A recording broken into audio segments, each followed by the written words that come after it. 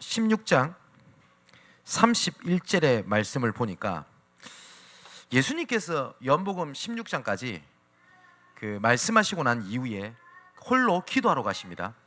그 전에 마지막에 이렇게 말씀을 하십니다. 31절의 말씀을 보니까 예수님께서 이렇게 말씀을 하시죠.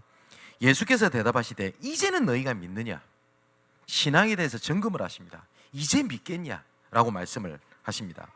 보라, 너희가 다 각각 제 곳으로 흩어지고 나를 혼자 둘 때가 오나니 벌써 왔도다. 그러나 내가 혼자 있는 것이 아니라 아버지께서 나와 함께 계시느니라. 이것을 너희에게 이르는 것은 너희로 내 안에서 평안을 누리게 하려 함이라. 세상에서는 너희가 환난을 당하나 담대하라. 내가 세상을 이겨오노라. 예수님께서 마지막에는 승리의 선포를 하셨습니다. 오전에 우리가 1부 때도 말씀을 드렸는데 신앙에는 두 가지가 있습니다. 능동적 신앙이 있고 수동적 신앙입니다. 그죠? 근데 하나님께서는 수동적 신앙이 아니라 능동적 신앙을 기다리고 계십니다. 근데 거의 대부분이 수동적 신앙을 가지고 어떻게 하냐니까 되겠지라고 기다리고 있습니다. 물론 그것도 믿음입니다. 그런데 성숙한 믿음은 능동적 믿음을 이야기를 합니다. 저는 개인적으로 이건 제 믿음이니까요, 렘넌트들 앞에서 저는 거짓말쟁이가 되고 싶지 않다는 생각이 있습니다. 내 후대들 앞에 거짓말쟁이가 되고 싶지 않다는 생각이 있습니다. 혹시 제가 지쳐서 실족하고 넘어지고 모든 걸 내려놓고 싶을 때 저 스스로 이런 생각을 합니다. 지금까지 내가 렘넌트들 앞에서 무슨 말을 했지를 점검합니다. 그거에 거짓말쟁이가 되고 싶지 않다는 생각이 듭니다. 또 두 번째는 지금 있는 모습을 우리 후대가 그대로 신앙을 닮으면 어떨까라는 생각을 해봅니다. 아찔하겠죠. 그죠? 저는 목회자로서의 책임감도 있습니다. 뭐냐니까 나는 렘넌트들 앞에 후대들 앞에 거짓말쟁이가 되고 싶지 않습니다. 그래서 내가 힘들다고 내려놔버리고 그러고 싶은 생각은 단 1도 없습니다. 오늘 예수님께서 승리의 선포를 하셨다는 것은 하나님의 절대를 얘기합니다. 그죠? 아까도 말씀드렸듯이 내가 체험하고 내가 깨닫고 이전에 하나님은 말씀은 하나님의 절대입니다. 모든 것이 다 변하여도 하나님의 말씀은 변하지 않습니다. 예수님께서 직접 뭐라고 말씀하셨냐? 말씀은 다 이루어진다. 그리고 변하지 않는다 라고 말씀하셨습니다. 모든 건 변해도 말씀은 변하지 않습니다. 그래서 예수님께서 내가 세상을 이기었다 라고 하는 승리의 선포는 하나님의 절대입니다. 히브리어 헬라에 보면요, 가장 확실하고 결정적인 얘기를 할 때 과거적인 표현으로 하는 경우들이 굉장히 많습니다. 보면 예를 들어 여호수아 1장 3절에 보면 네가 밟는 모든 땅을 이미 다 너에게 주었노니, 그죠? 줄 것이란 데고 주었다라고 과거형으로 표현하거든요. 이거는 가장 확실한 이것을 말을 할 때 과거로 표현하는 것들이 많습니다. 오늘 본문에도 보니까 담대하라 내가 세상을 이길 것이라 안 돼 있고 이기었노라 라고 과거형으로 표현하잖아요. 쉽게 말하면 우리나라도 이런 비슷한 게 있어요. 예를 들면 사람 사이 막 싸우잖아요, 애들끼리. 그러면 뭐라고 하죠? 네 죽었다 이러죠. 네 죽일 거다 안 하죠. 네 죽었어 이러죠. 뭐냐? 안 죽였는데 네 죽었다라고 과거형으로 얘기하죠. 그 말은 뭐죠? 네 확실히 죽일 거야 라는 표현을 얘기하잖아요. 우리나라 그 습성이랑 성품이랑 유대인들의 습성이랑 비슷한 게 굉장히 많아요. 말하는 투라든지 이런 거. 그 중에 하나가 뭐냐니까 모자 좋아하는 민족.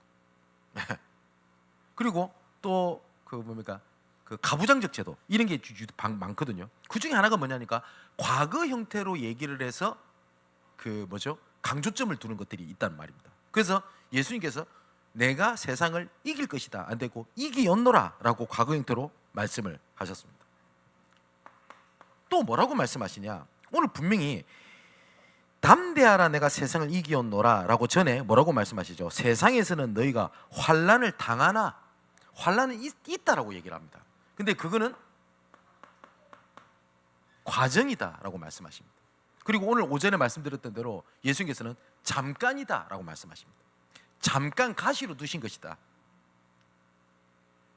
그리고 반드시 그 뒤에는 하나님께서는 승리를 말씀을 하십니다.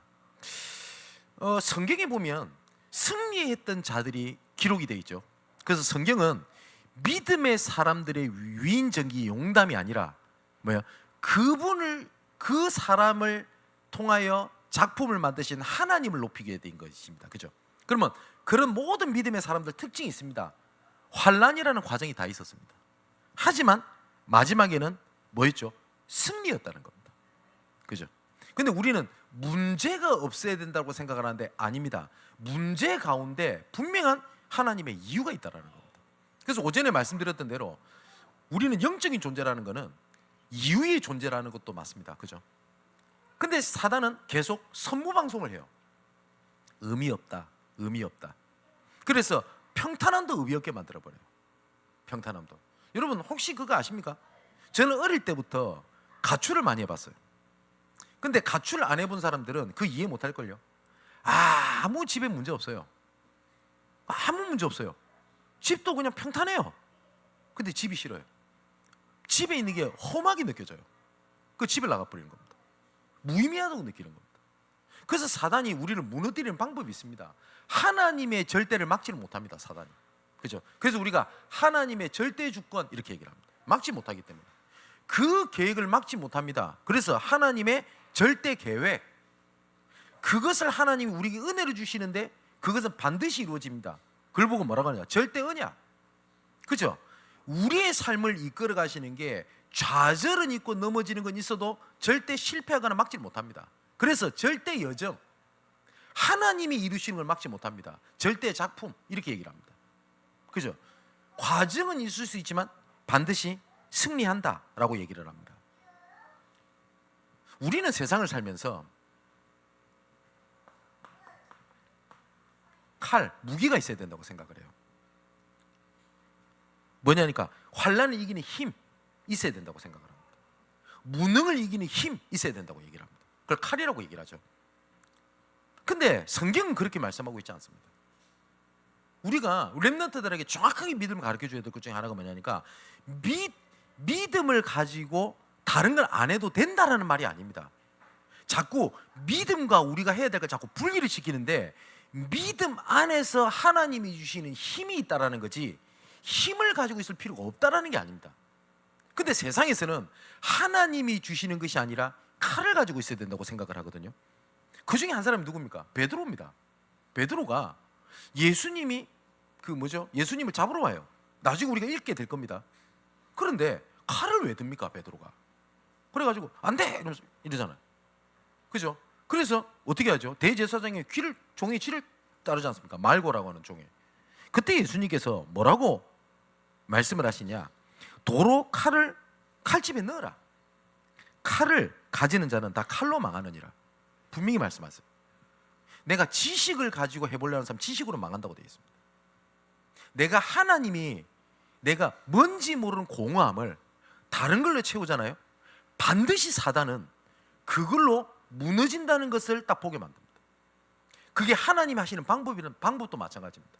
생각해 보세요. 나로 말미암아 만족하지 못하고 다른 걸로 만족하고 있는데 하나님 그걸 가만 놔두겠어요? 그죠? 내가 만일에 외로움을 인간관계로 채우잖아요. 그런 사람들은 인간관계로 만족을 못 느낍니다. 반드시 인간관계에 상처를 딱 갖고 있습니다. 많은 사람들이 내 인생의 돌파구로 결혼을 통해서 돌파구를 찾으려는 친구들도 있어요. 결혼은 중요합니다. 근데 인생의 돌파구가 아닙니다. 그리고 인생의 중요한 부분을 차지하지 인생의 모든 것이 아닙니다. 그러다 보니까 혹시 조금 가정에서 문제가 생기면 거기다가 내 인생을 다 갈아 넣어버려요. 인생을 포기할 만큼. 그게 우상입니다. 그잖아요. 세상에서 자꾸 칼이 있어야 된다고 생각하거든요. 그래서 예수님께서 칼 집어넣어라 라고 말씀하시면서 이렇게 말씀하세요. 너는 내가 내 아버지께 구하여 지금 12군단 더 되는 천사를 보내게 할 줄로 없는 줄 아냐. 내가 지금 얘가 그리스도인데 하나님께 기도해가지고 천사 12군단을 보내가지고 그 일을 처리하고 하는 걸 내가 못하겠냐는 거예요. 그러면서 뭐라고 말씀하시냐면, 내가 만일 이렇게 하면 그런 일이 있을 수 있다. 그런데 성경에 말씀하신 하나님의 말씀이 이루어지겠냐라고 말씀하세요. 자, 그럼 보세요. 하나님이 지금 내 환난 문제를 못 막으시냐는 거예요. 능력이 없어서 못 막는 겁니까? 아니, 사단이 역사를 해서 하나님이 사단의 역사를 이길 힘이 없어서 못 막은 겁니까? 아니라는 거예요. 그죠? 근데 안 막으셨다는 거는 하나님의 계획을 이루기 위한 방법이라는 거 아닙니까? 그죠? 그 이유를 놓치니까 자꾸 뭘 해야 되니까? 칼이 있어야 된다고 생각을 하는 겁니다. 우리 교회가 이번 주에 선교 캠프를 갑니다. 사실상 우리 힘이 없잖아요. 사실상 어떤 면에서 우리가 화려하게 선교 캠프를 이룰 수 있는 힘을 가진 사람이 없어요. 아닌 말로 제가 그 필리핀을 확 뒤집을 만한 언변술이나 설계에 대한 능력이나 경제나 그런 것을 가지고 있지도 못합니다. 어떤 면에서 불신앙이 아니고 앞으로도 그렇게 할 만한 능력 있는 자가 일어나서 하겠다? 그럴 가능성도 없어 보입니다. 이게 어떤 면입니까? 나약함입니다. 그죠? 우리가 사실상 이번 필리핀 캠프를 가서 렘넌트를 어떻게 두고 여러 가지를 짜잖아요. 우리가 해봤자 얼만큼 할 수 있다고 생각합니까? 사실상 의미 없다라는 얘기를 하는 것이 아닙니다. 세상의 방법을 가지고 해보려고 하면 이게 나약함인데, 이 나약함이 하나님 앞에 인정하게 될 때요, 엎드릴 때 그게 능력이 됩니다. 이번 선교 캠프 때 여러 가지 맡고 있는 사람들이 있겠죠. 열심히 해야 될 겁니다. 하지만 엎드리는 하나님의 능력이 회복되기를 주님의 이름으로 축원을 드립니다. 우리 교회가 전도운동 할 수 있겠냐 할 때 사실 불가능한 조건들이 훨씬 더 많을 겁니다. 어떤 면에서 양문교회의 장점 해가지고 쫙 이렇게 쓰는 것보다 단점, 바꿔야 될 것 리스트를 쓰면요, 그거 비교 안 될 정도로 훨씬 더 많을 겁니다. 그죠? 이것도 바꿔야 되고 저것도 바꿔야 되고, 이러면 안 되고 저러면 안 되고, 이게 문제고 저게 문제고, 저 사람이 문제고 이 사람이 문제고, 분위기가 어떻고, 그죠? 이 모든 것을 한꺼번에 뒤집는 하나님의 방법이 있습니다. 기도입니다. 기도입니다. 우리 교회에 수많은 능력자들이 일어나서 선교를 위해서 열심히 일하는 것보다 너무나 나약한 걸 알고 하나님 앞에 엎드린 자를 통하여 하나님은 선교 시대를 열어갑니다. 교회사를 보면 하나님이 단 한 번도 능력 있는 자를 통하여 하나님의 중요한 일을 진행하신 적이 없습니다. 고린도전서에도 너희의 부르심을 봐라, 육신적으로 영적으로 다 나약하지 않냐, 쉽게 말하면 정상이 없지 않냐 이겁니다. 근데 하나님은 그런 정상이 아닌 자를 통하여 하나님은 하나님의 강함을 나타내셨다. 그럼 그 키가 뭡니까? 내가 갖고 있는 칼, 무기가 뭐냐에 따라서 모든 것들이 다 달라집니다. 그게 무기입니다. 그래서 오늘 본문에 승리를 선포하셨고 그 무기를 주셨는데, 그 무기가 세 가지가 나옵니다. 첫 번째는 용서의 무기입니다. 우리의 신앙이 어떻게 돼야 되냐니까 타인을 위한 신앙이 돼야 돼요. 그게 신앙의 가장 근본 자세입니다. 이 사람이 타인 중심의 신앙인지 자기 중심의 신앙인지는 딱 위기를 당해보면 거의 압니다. 어떤 사람은 자신이 괴롭고 힘들잖아요. 그러면 주변 사람까지도 괴롭게 만드는 사람이 있어요. 실제로 가족 중에도 그런 사람이 있지 않습니까? 내가 힘들면 옆에 있는 사람도 힘들게 만들어요. 그래서 옆에 있는 사람까지 뭐라고 합니까? 니는 그렇게 즐겁나? 이러면서. 그죠? 내가 힘든데 옆에 있는 사람까지 같이 힘들어야 돼요. 우선은 괴로움을 알아달라는 심정이겠죠. 그죠? 근데 이런 분들이 특징이 있습니다. 또 은혜 받잖아요. 은혜 받으면 들들 볶아요. 옆에 있는 사람도. 니 왜 헌신 안 하냐면서, 왜 아무것도 안 하냐면서, 내 은혜 받았다 이거예요. 왜 니는 가만히 있냐는 거예요. 그죠? 그래서 모든 신앙의 기준이 나로 돌아가요. 예수 믿는다는 것은 나 중심에서 하나님의 중심으로 바뀐다는 겁니다. 하나님의 중심으로 바뀐다는 것은 뭐예요? 타인 중심으로 바뀐다는 얘기입니다. 그래서 예수님께서 뭐라고 말씀을 하셨냐? 저 약한 자들에 대해서 대하는 것이 곧 나에게 대한 거하고 똑같다라고 마태복음 25장 40절에 말씀하시거든요. 그 지난주 말씀드렸듯이 본 회퍼가 뭐라고 얘기를 했냐? 타인을 위한 교회가 아니라면 그것은 더 이상 교회가 아니며, 나를 위한 교회는 더 이상 그건 교회가 아니다. 나를 위한 교회가 아닙니다. 타인을 위한 겁니다. 그래서 예수님께서는 자기 자신을 위하여 보이신 것이 아무것도 없어요. 그죠? 이걸 보고 지난주에 우리가 계속 말씀을 드렸던 것이 빚진 자의 신앙입니다. 우리는 빚진 자입니다. 그죠?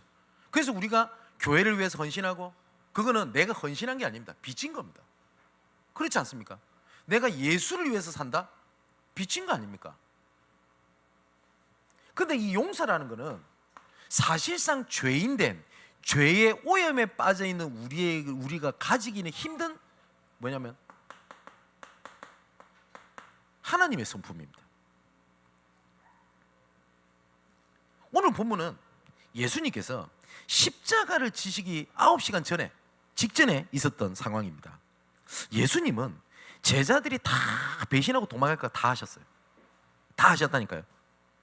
베드로도 도망가고 다른 제자들도 다 도망갈 거를 다 아셨어요.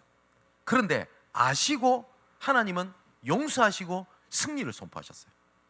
자, 보세요. 오늘 읽지는 않았는데 29절 보십시오. 제자들이 말하되 지금은 밝히 말씀하시고 아무 비유로도 하지 아니하시니 우리가 지금에야 주께서 모든 것을 아시고 또 사람의 물음을 기다리시 않은 줄을 아나이다. 알았대요.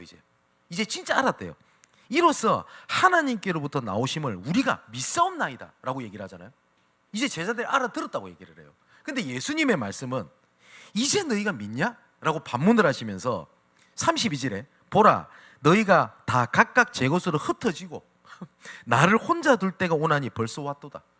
자, 믿습니다. 아멘. 안 흔들릴 겁니다 이제 라고 하는데 예수님은 뭐라고 얘기하죠? 오케이, 믿었어. 알아. 그런데 다 흩어지고 나 혼자 둘 때가 이제 왔는데 벌써 왔어 라고 얘기를 하신 거예요. 그러시면서 그렇게 못 알아듣냐 이 빙신들아, 이렇게 말씀 안 하시고 내가 세상을 이겼다고 선포를 딱 하신 겁니다. 요 승리의 선포는 뭐가 있냐니까 예수님 하나님의 성품 용서라는 게 있어요. 원래 용서는 하나님의 가지고 있는 성품입니다. 죄인들에게 사실 용서는 맞지 않아요. 그렇지 않습니까? 내한테 이렇게 대했으면 반드시 복수를 하든 상처를 받든, 그죠? 갈등을 하든 분노가 솔직한 우리 마음 아닙니까? 어떻게 그걸 용서합니까? 근데 이 용서는 하나님의 성품이기 때문에 반대로 하나님의 은혜가 없이는 절대 불가능하다는 말입니다.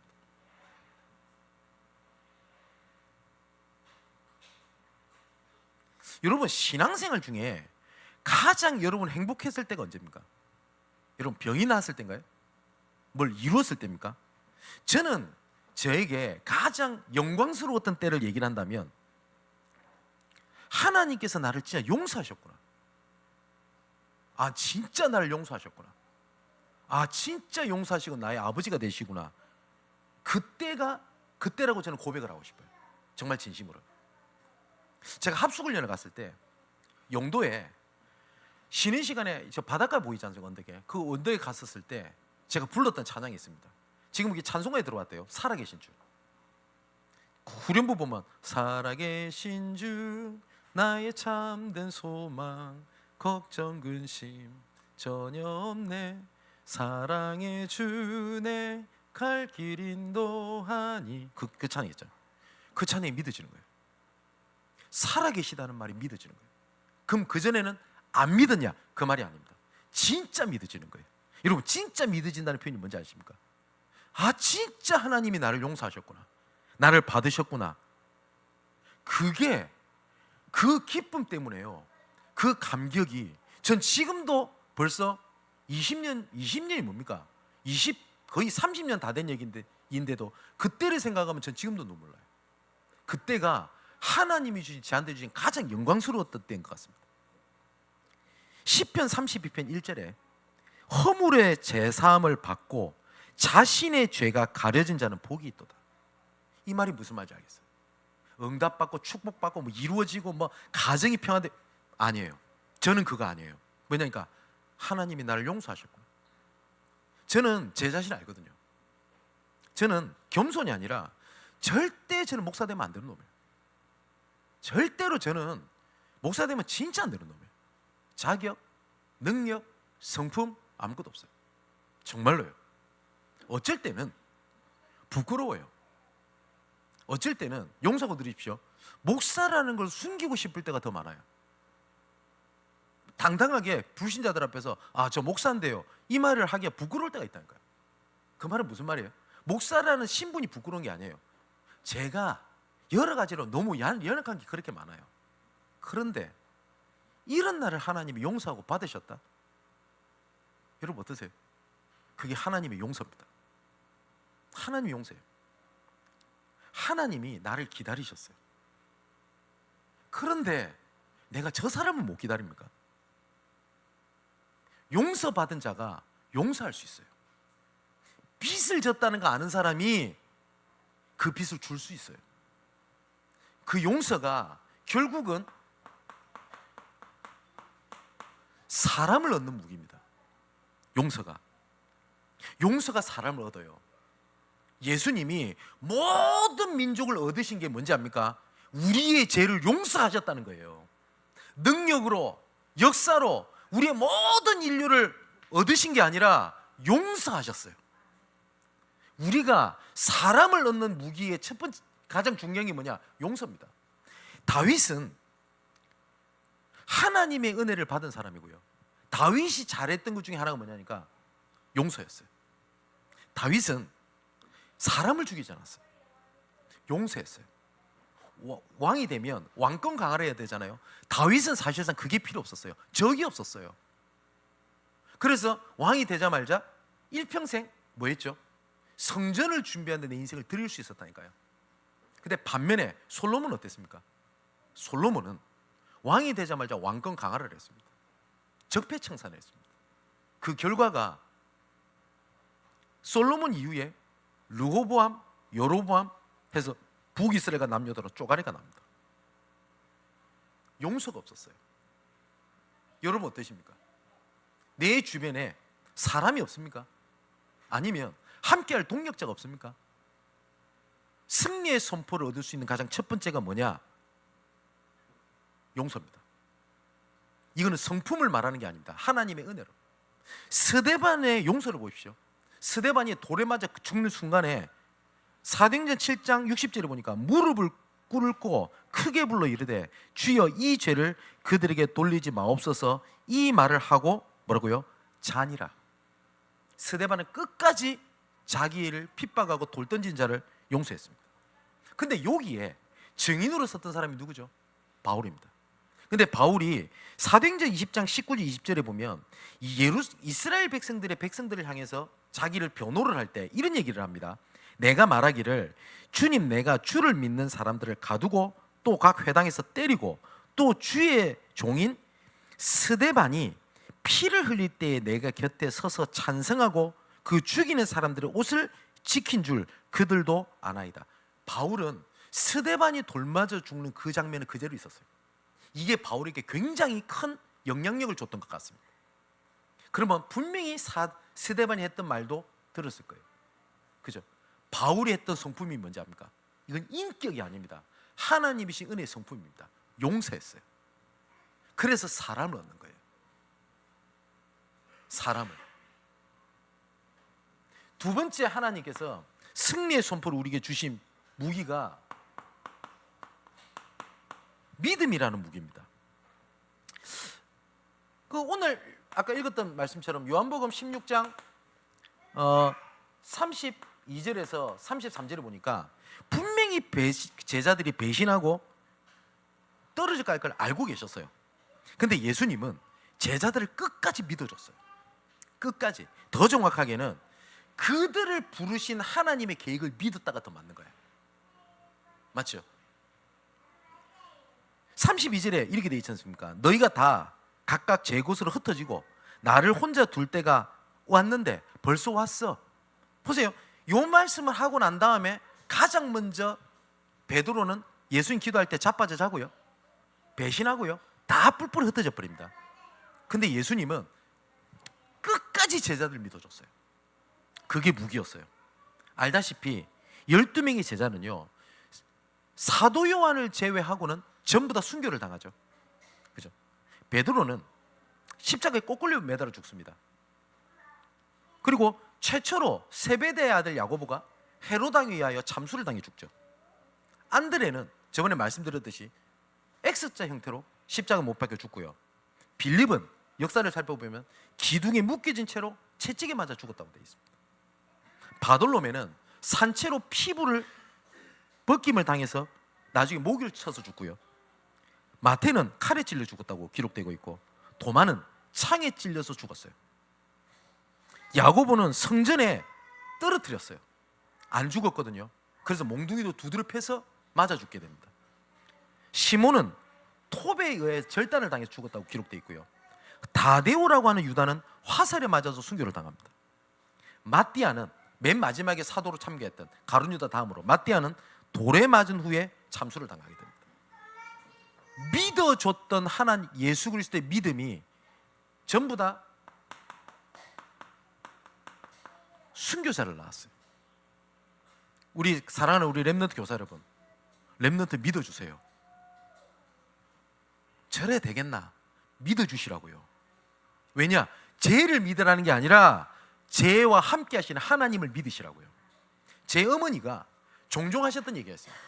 어릴 때 그렇게 개망나니처럼 사고치고 돌아다니는데 항상 하셨던 얘기였습니다.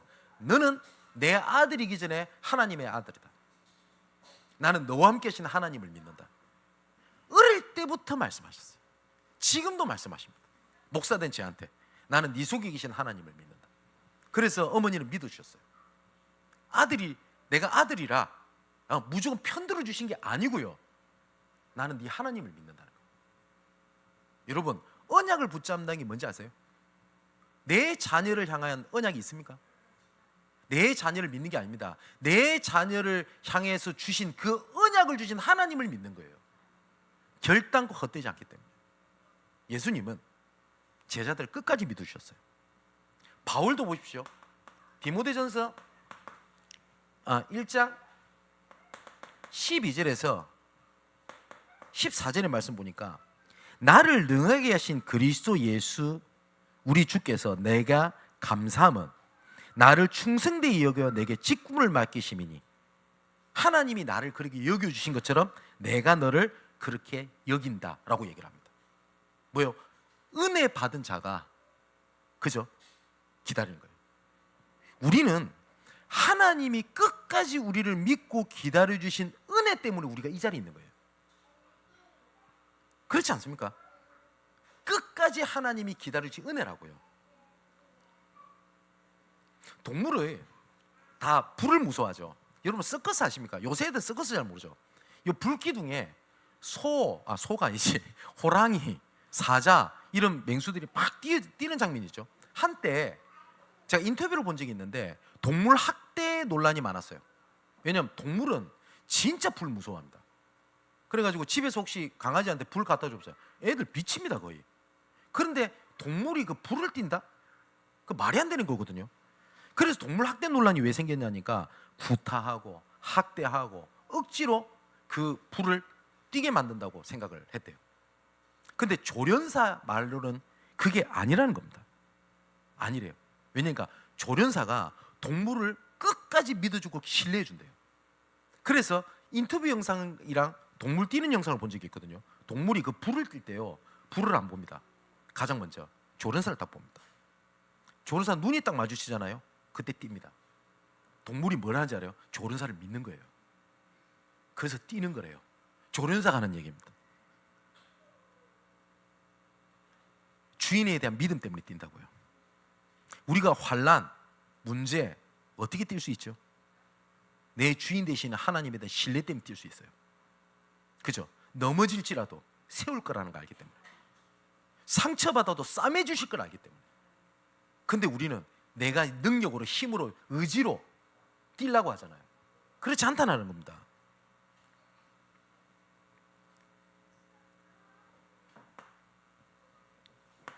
세 번째, 승리를 선포하시게 하셨던 세 번째 무기가 있습니다. 기도라는 무기입니다. 오늘 본문에 16장 24절에서 26절의 말씀 보니까 기도에 대한 말씀을 하십니다. 기도할 수 있다고 주신 그 무기는요, 기도하면 된다라는 얘기입니다. 그런데 우리는 어떤 게 내 잠재의식 속에 들어와 있냐? 기도한다 되나가 들어와 있습니다.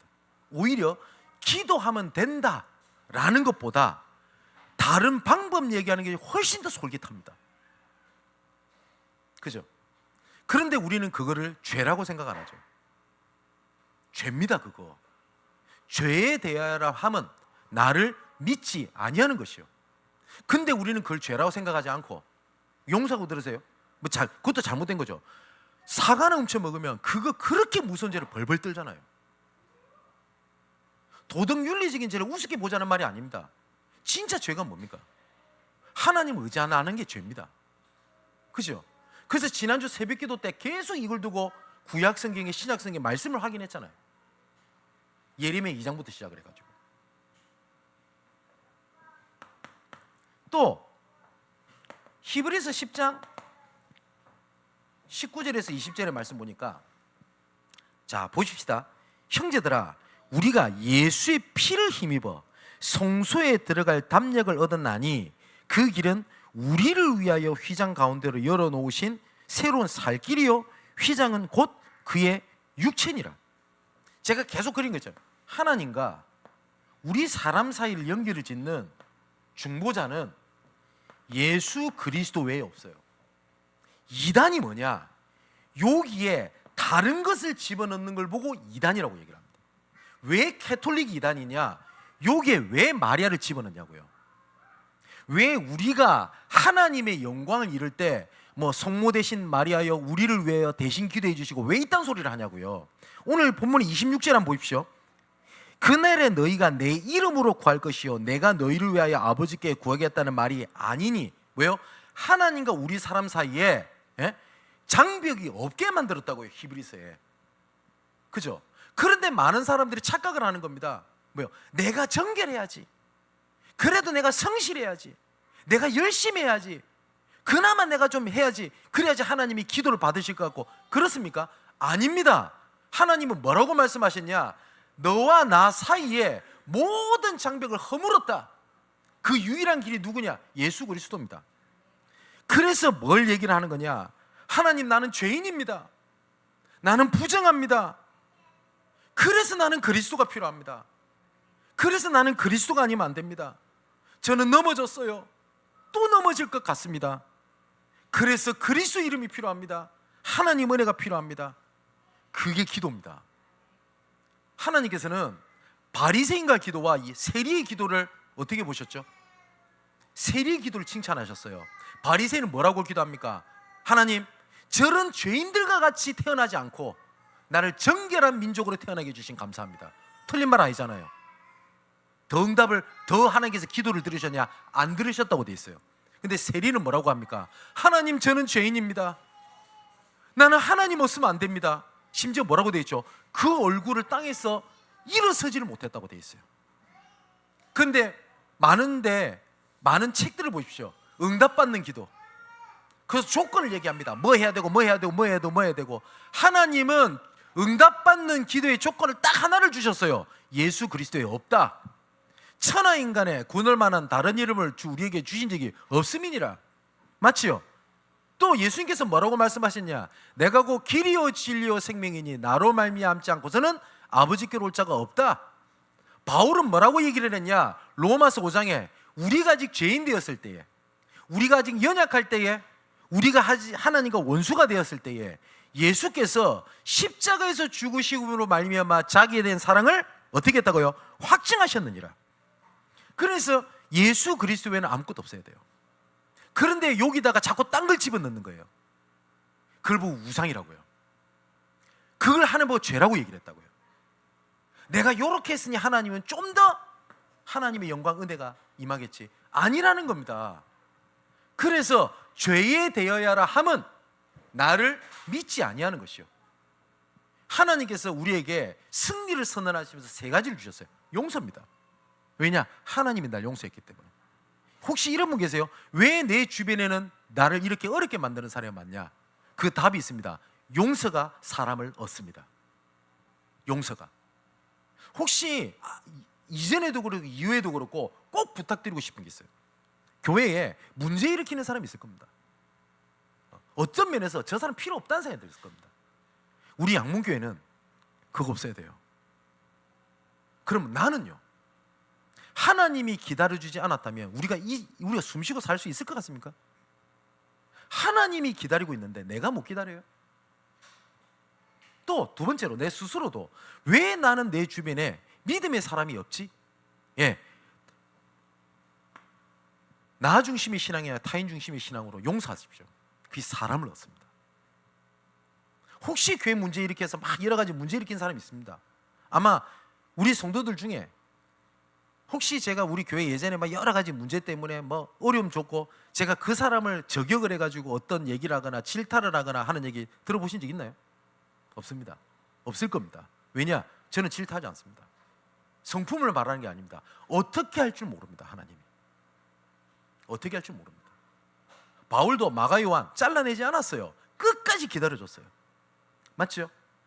근데 바울이 마지막 순간에 뭐라고 얘기합니까? 저는 나에게 유익한 자다. 유익을 줬어요. 사람을 얻는 무기입니다. 두 번째 뭐냐?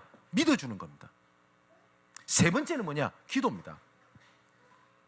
자, 이제 마지막 결론. 승리를 선포하시기 때문에 제일 중요한 것은 승리에 대한 확신입니다. 여러분, 대한민국 외에 분단 국가가 하나가 있었습니다. 그 어디죠? 독일입니다. 독일. 이 독일이 어떻게 통일이 이루어졌냐 하면 여러 가지로 얘기합니다. 어떤 사람은 소련의 옛날에 고르바초프가 개방 정책을 통해 이게 영향을 줬다. 아니면은 여러 가지 문화를 교류를 통해 가지고 민주주의 의식이 고취가 됐다. 여러 가지 해석들이 많습니다. 그런데 제가 보기도 그렇고 믿음의 눈으로 봤을 때는 성도들의 기도입니다. 혹시 권오성이라고 하는 작가를 아십니까? 근데 이 사람 옛날에 제가 대학 때 읽었던 책인데 독일의 통일과 교회의 노력이라는 책이 있습니다. 그걸 보면 독일이 어떻게 통일이 되었는지에 대한 부분들을 기록한 게 있거든요. 그래서 제가 그 책을 어제 저녁에 찾아봤어요. 자, 한번 읽어드릴게요. 교회에 라이프치 도시에 니콜라이라고 하는 교회가 있습니다. 그 교회에 1983년에 50명이 모여가지고 매주 월요일마다 6시에 복음 통일을 위하여 기도하기를 시작했다고 합니다. 그러다가 어떻게 되니까 약 한 6년이 지나죠. 6년 뒤에 1989년 초에는 100명이 모여서 기도를 하기 시작을 합니다. 6년 동안 쭉 지속을 하면서 50명에서 100명, 영향력이 별로 없죠. 그러다가 몇 개월이 딱 지나고 난 다음에 10월 2일부터 그때부터 희한하게 그 교회에 2만 명이 모이고 10월 9일에는 7만 명, 10월 23일에는 36만 명이 모이기 시작을 하더라고요. 그래가지고 10월 30일부터 10월 9일까지 자그마치 57만 명이 모였다고 해요. 57만 명이. 그 일을 시작했던 목회자 한 명의 기도의 불씨가 어떻게요? 독일 전역에 불이 타버린 겁니다. 그래서 11월 9일에 최고 많이 모인 숫자가 57만 명을 정점을 찍게 되거든요. 그날 베를린 장벽이 무너졌다고 합니다. 저는 이게 영적으로 하나님의 계획이라고 저는 믿습니다. 대한민국이 1945년에 광복을 하게 되죠. 그러다가 많은 교회들이 묵인을 했어요. 뭐에 묵인을 했냐? 우리가 신사참배했던 걸 하나님 앞에 회개하자 라고 하는 걸 묵인을 당했어요. 어떤 일이 벌어졌냐? 부끄러운 과거입니다. 그때 당시에 신사참배는 국민 의례지 우상숭배가 아니다 라고 말했던 목회자들은요 승승장구랍니다. 오히려 우상숭배니까 하면 안 된다 라고 했던 목사님들은 다 순교를 당하고 목회도 그만두고 어려움 당하게 된 겁니다. 목회자들이 입을 닫고 있었어요. 그때 당시에 좀 부끄러운 얘기입니다만은 제가 신학교 나왔던 우리 제 설립자 욕하는 게 아니고 욕인가? 설립자가 김길창 목사거든요. 인터넷 쳐보면 김길창 목사는 신사참배에 가장 앞장섰던 목사입니다. 근데 수많은 신학교를 거래들 학장이 됐어요. 참 아이러니컬하죠. 그런데 청년들이 영도 다리 밑에서 기도하기 시작했습니다. 모닥불 켜놓고 회개하자고, 우리나라를 살려달라고. 우리 어린 청년들이 모이기 시작했어요. 그게 모닥불 기도입니다. 그게 제 기억으로는 1948년 이 불꽃이 대한민국을 뒤집어 버리는 겁니다. 수많은 목회자 신학생들이 나와서 한국교회를 어떻게 해야 된다고 얘기한 게 아니라 청년들이 기도했어요. 그럼 우리 대한민국에 필요한 게 뭘까요? 전도 전략입니까? 노력입니까? 선교 전략입니까? 아닙니다. 기도의 불꽃입니다. 그럼 우리에게 필요한 게 뭘까요? 뭐 여러 가지, 저도 목회자로서 역량도 높여야 될 겁니다. 지식도 높여야 됩니다. 저도 설교 잘하고 싶어요. 그러다 보니까 여러 가지 책도 봅니다. 근데 그때마다 마지막 결론이 뭔지 압니까?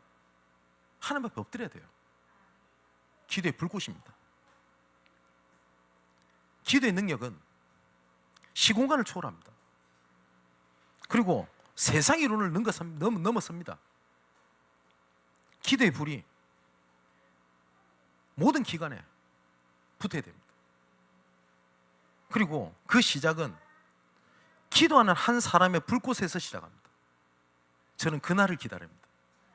저는 양문교회가 전도운동 할 수 있겠냐? 못합니다. 아니, 목사님 무슨 말? 못하겠습니다. 저 솔직한 고백하는 겁니다.